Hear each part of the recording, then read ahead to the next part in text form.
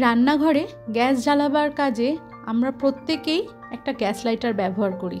দীর্ঘদিন ব্যবহার করার পরে গ্যাস লাইটারের গায়ে দাগ ছোপ জমে যায় বা মরচে ধরে যায়।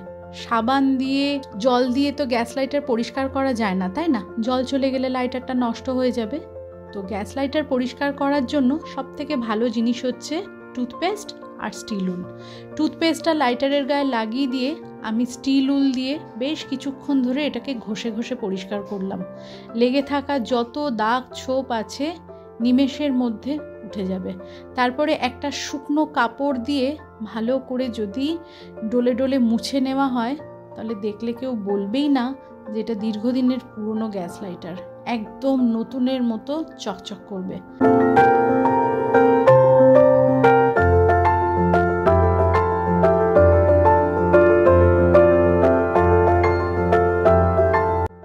আলু পেঁয়াজ রাখার জন্য আমরা অনেকেই রান্নাঘরে এরকম স্টেনলেস স্টিলের বাস্কেট ব্যবহার করি, আর এটা ভীষণই একটা প্রয়োজনীয় জিনিস।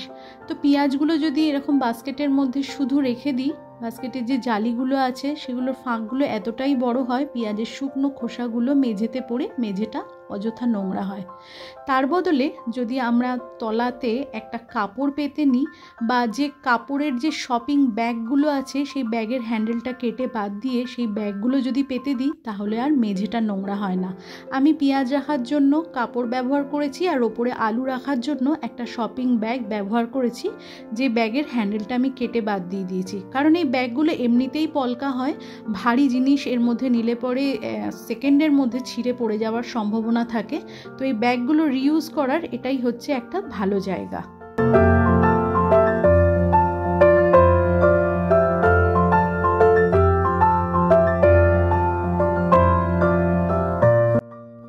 ডিম সিদ্ধ করা একটা কিন্তু সোজা ব্যাপার, তবে যারা নতুন ডিম সিদ্ধ করছো তারা অনেকেই বলে থাকো অনেক সময়তে ডিম জলের মধ্যে দিয়ে ফুটতে শুরু করলেই ফেটে যাচ্ছে, বা ডিমের খোসা ছাড়াতে গেলে পরে ডিমের গাটা এবড়ো খেবড়ো হয়ে যাচ্ছে, কিছুটা সাদা অংশ ভেঙে পড়ে যাচ্ছে।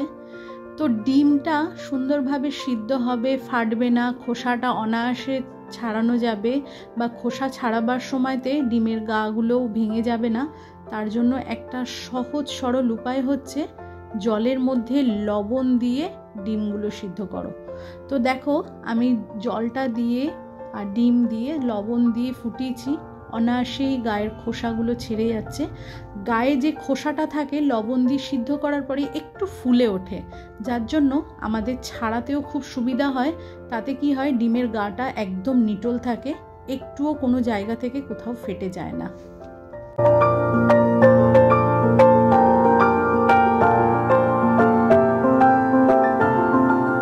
সুজি আমাদের প্রত্যেকের ঘরেই ব্যবহার করা হয়। আমরা যখন সুজির প্যাকেট কাটি তখন যেটুকুনি প্রয়োজন সেটুকুনি ব্যবহার করি, বাকি অংশটা এমনি কোনো কন্টেনারে ভরে রেখে দিই। পরে যখন সেই কন্টেনার খুলে আমরা সুজিটা ব্যবহার করতে যাই দেখি সুজির মধ্যে পোকা লেগে গেছে। তো সুজিটাকে পোকার হাত থেকে বাঁচাবার উপায় কি? প্যাকেট কাটার পরেই যেটুকুনি ব্যবহার করলাম, বাকি অংশটা যেটা কন্টেনার ভরে রাখবো সেটুকুনি হালকা গরম করে তারপরে রুম টেম্পারেচারে এনে বক্সে ভরে, মানে কোনো কন্টেনারে ভরে রেখে দাও। তাতে কি হয়, দীর্ঘদিন সুজি ভালো থাকে। আর সেই সুজির কন্টেনারটা যদি ফ্রিজে রাখা হয় তাহলে তো সেটা ভীষণই ভালো।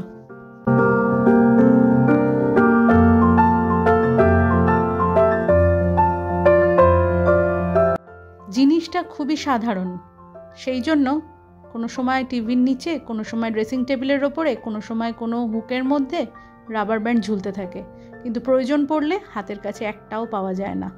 রাবার ব্যান্ডগুলোকে যদি এক জায়গায় এরকম একটা প্লাস্টিকের কৌটোর মধ্যে করে নিয়ে আমরা কিচেনের কোনো একটা জায়গায় রেখে দিতে পারি, তাহলে রান্নাঘরের কাজে বা আমাদের ঘরের যে কোনো কাজে আমরা এরকম কৌটো থেকে নিয়ে ব্যবহার করতে পারি।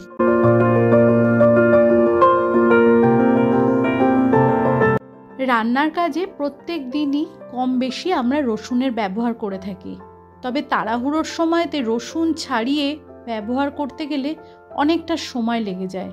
সেই জন্য যদি বেশ কিছুটা রসুন নিয়ে আমরা ঘন্টাখানেক বা ঘন্টা দুয়েকের জন্য যদি জলের মধ্যে ভিজিয়ে দিই, তারপরে যখন হাতে সময় থাকে, যেমন ধরো টিভি দেখছি বা কারোর সাথে বসে গল্প করছি, ফাঁকা হাতে সময় আছে, সেই সময়টাতে বসে যদি আমরা রসুনের খোসাটা ছাড়িয়ে একটা কাচের কোনো কন্টেনারে করে ফ্রিজে রেখে দিই, তাহলে 7 দিনের জন্য রসুন ছাড়িয়ে রান্না করার থেকে মুক্তি।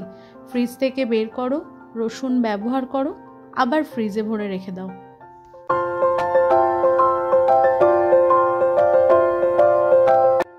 একের অধিক প্রেসার কুকার আমাদের প্রত্যেকের ঘরেই আছে, কিন্তু প্রেসার কুকারের এই সিটিগুলো ঠিক করে জায়গায় না রাখলে প্রয়োজনের সময় এগুলোকে আর খুঁজে পাওয়া যায় না।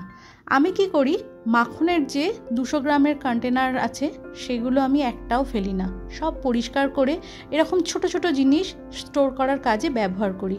এরকমই একটা 200 গ্রামের মাখনের কন্টেনারের মধ্যে আমি প্রেসার কুকারের এই সিটিগুলো ভরে একটা ড্রয়ারের একটা সাইডে রেখে দিই। যখন যে প্রেসার কুকারটা ইউজ করি এই কন্টেনারের মধ্যে থেকে তার সিটিটা নিই, সেটা দিয়ে ব্যবহার করি, আবার এই কন্টেনারের মধ্যেই পরিষ্কার করে রেখে দিই।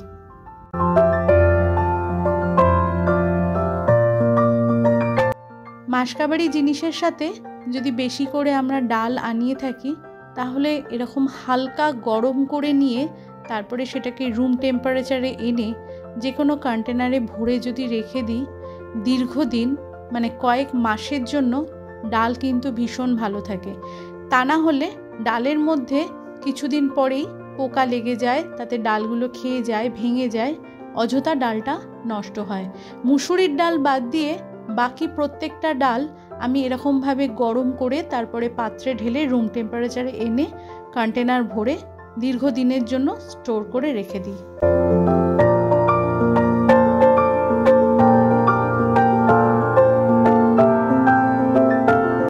দেশলাই কিন্তু আমাদের প্রত্যেকের ঘরেই থাকে, কিন্তু প্রয়োজনের সময় আর হাতের কাছে পাওয়া যায় না।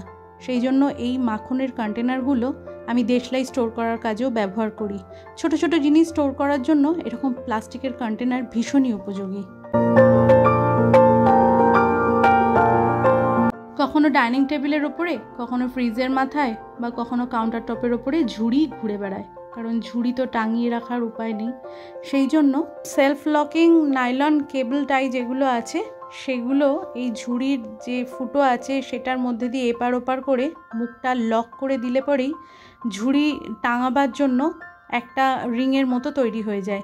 এই জিনিসগুলো অনলাইনে খুব সহজেই পাওয়া যায়। আমরা শপিং মলে গেলে আমাদের ব্যাগের চেনগুলো ঠিক যে জিনিসটা দিয়ে লক করে দেওয়া হয়, এটা সেই জিনিস। আমি অ্যামাজন থেকে এটা পারচেস করেছিলাম। তো এই রকম একটা জিনিস দিয়ে ঝুড়ির মুখটা আটকে এরকম হুকের মধ্যে অনায়াসেই ঝুড়ি রেখে দেওয়া যায়।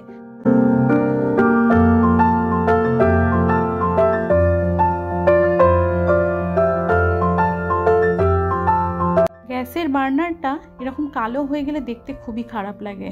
সেই জন্য একটা স্টিলের বাটির মধ্যে জল, ভিনিগার আর লিকুইড ডিশওয়াশার যে সাবান আছে সেটা মিশিয়ে ঘন্টাখানেক, ঘন্টা দুয়েক যদি বার্নারটাকে ভিজিয়ে রাখা হয়, তারপরে একটা স্টিল উল দিয়ে ভালো করে ঘষে নিলে পরে গ্যাসের বার্নারের রঙটা আবার সেই আগের মতো হয়ে যায়। তবে আবার উনুন জ্বালালে পরে 2-1 দিনের মধ্যেই আবার কালো ছোপ পড়ে যায়। এইভাবে তো সব সময় পরিষ্কার করা সম্ভব নয়, তবে মাঝে মধ্যে যদি এরকমভাবে পরিষ্কার করা হয় দেখতে কিন্তু বেশ ভালোই লাগে।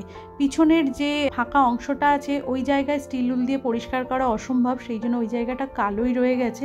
মেটালের ব্রাশ অনলাইনে কিনতে পাওয়া যায়, সেটা দিয়ে এরকম গ্যাসের বার্নারের পিছনের অংশটা খুব সুন্দরভাবে পরিষ্কার হয়ে যায়।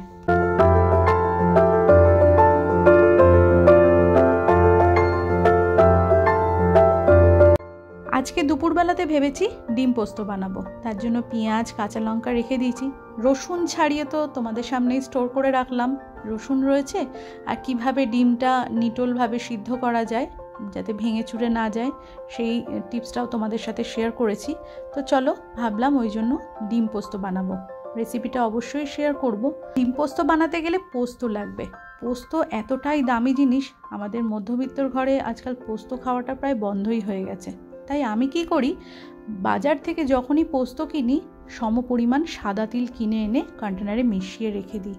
কাউকে না বললে কেউ বিশ্বাসই করতে পারবে না ডিম পোস্ত বানাই বা আলু পোস্ত বানাই, পোস্তর যে কোনো আইটেমে এরকম সমপরিমাণ তিল পোস্ত মিশিয়ে যদি রান্না করা হয়, স্বাদের কোনো জায়গাতে কোনো রকম তফাৎ ঘটে না। আর সাদা তিল স্বাস্থ্যের পক্ষে কিন্তু ভীষণ ভালো। এই গেল একটা টিপ। আর দ্বিতীয় টিপটা এর মধ্যে কি হচ্ছে, পোস্ত আমরা অনেকেই মিক্সির জারে বাটতে পারি না।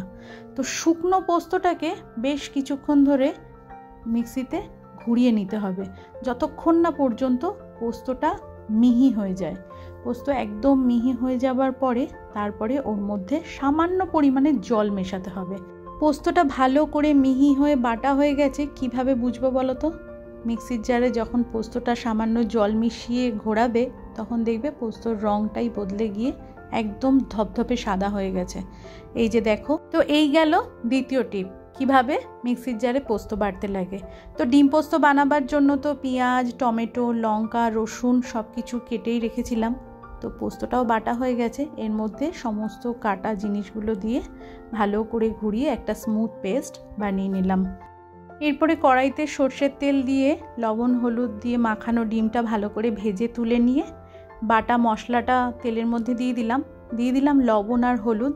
ভালো করে কষাতে গিয়ে মশলা থেকে যেই তেল বেরিয়ে আসবে তখনই ডিমটা দিয়ে সামান্য জল দিয়ে ভালো করে ফুটিয়ে একদম গা মাখা মাখা ডিম পোস্ত তৈরি।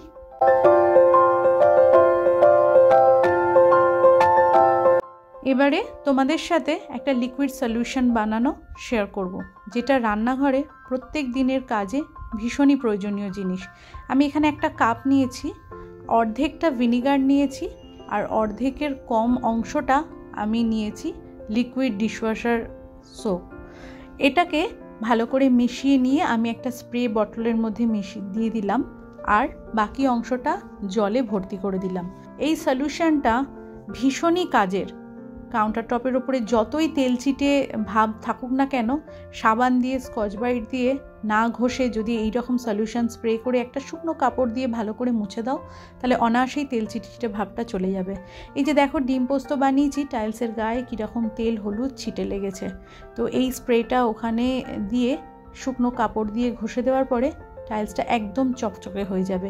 যে কোনো স্টিলের কন্টেনার যেগুলো আমরা প্রত্যেক দিন বাইরে ব্যবহার করি, সেই স্টিলের কন্টেনারের গায়ে একটু এরকম স্প্রে করে দিয়ে যদি একটা শুকনো কাপড় দিয়ে মুছে দিই, ভিনিগার কিন্তু স্টিল চকচকে রাখার ক্ষেত্রে ভীষণই কাজের। তেল চিটচিটে ভাব থেকে রান্নাঘরকে রেহাই দেওয়ার জন্য এমন একটা সলিউশন প্রত্যেকটা রান্নাঘরেই খুব দরকারি জিনিস। তো বন্ধুরা, আজকের এই ব্লগটা আমি এখানেই শেষ করছি। তোমরা ভালো থেকো, সুস্থ থেকো। দেখা হচ্ছে তোমাদের সাথে নেক্সট ব্লগে। ততক্ষণের জন্য টাটা।